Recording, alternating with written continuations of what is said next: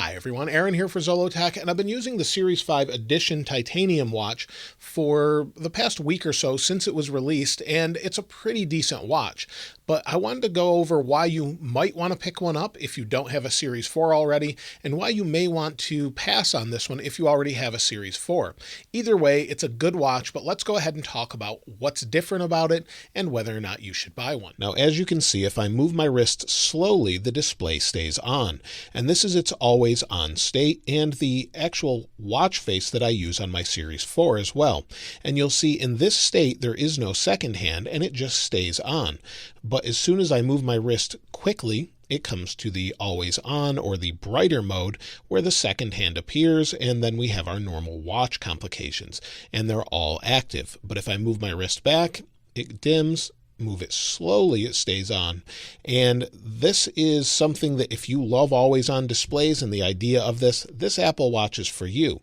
But if you don't care about the always on display, you may not want to get one of these if you have a Series 4 because it comes at a cost. Now let's take a closer look. Now the always on display is nice. As you can see it here, it's kind of goes into this ambient mode where the complications such as decibels here is turned off. If I tap the display, it comes on. Now, when I say this comes at a cost, it does have a new chipset in it to help with this always on display, but it's not really faster. So you're not gaining much there.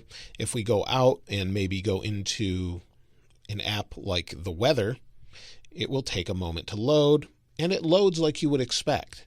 But if we go back home, it's not really performing any differently than a Series 4 watch.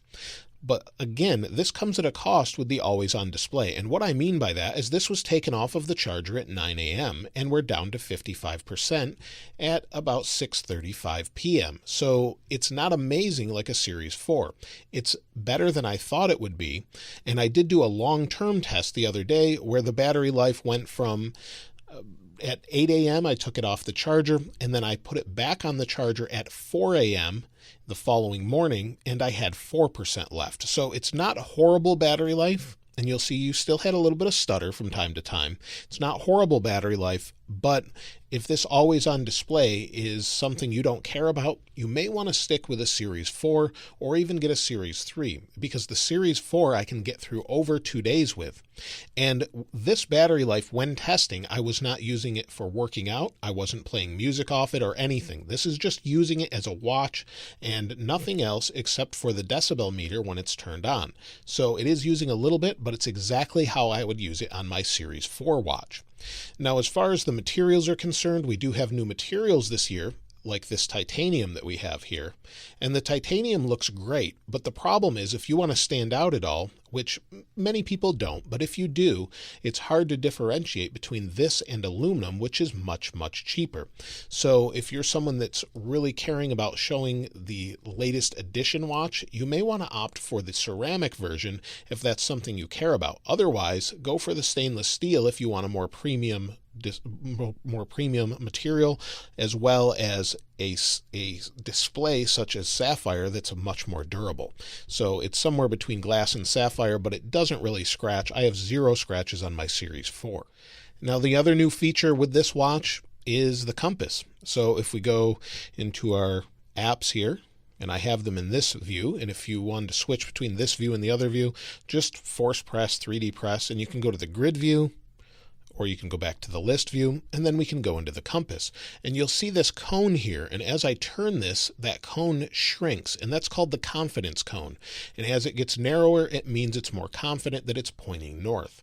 Now, a compass is nice, but it's also on the phone. So if you don't care about the compass, you don't care about an always-on display, again, you may want to stick with an older watch, or you could go with this. You'll be happy with it, of course, but it's not anything amazing compared to the last generation, especially if you don't care about that display. Like I said, now you can turn it off if you want to get the ceramic version and save as much power as possible.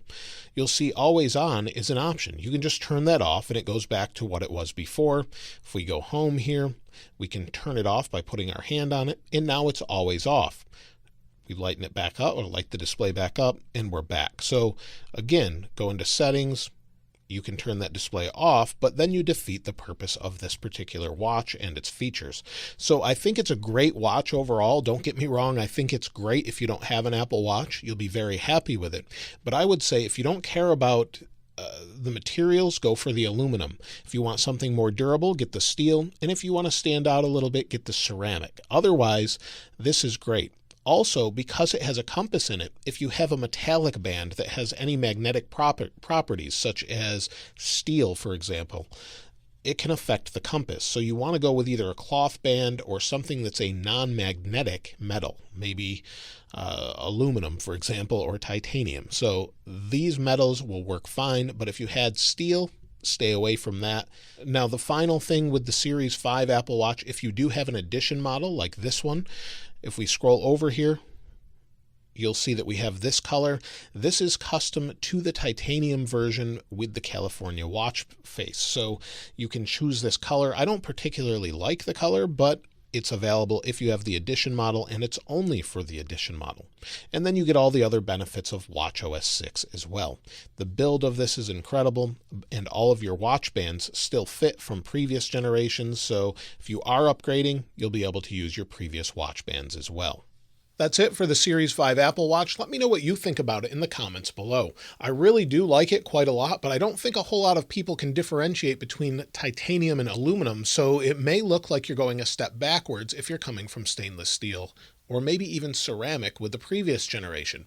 But let me know your thoughts about it, whether you picked one up, or whether or not you think the Series 5 is worth it, or if you're going to skip this one altogether and wait for the next one. Let me know in the comments below. If you haven't subscribed already, though, please subscribe and hit that notification bell if you'd like to see more of these videos as soon as they're released. If you enjoyed the video, please give it a like. As always, thanks for watching. I'll see you next time.